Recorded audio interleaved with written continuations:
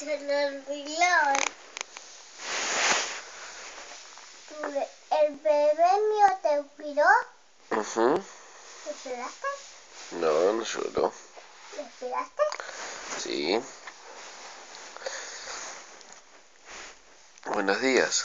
Yo te traje un juguito para mí y un juguito para vos. ¿En serio? Sí. Mira vos. Pero si no te levantas, no te lo voy a traer. Bueno, entonces me voy a levantar, me parece. Levántate ahora. Ahora me levanto. En un ratito. Bueno. ¡Cocodrilo, José!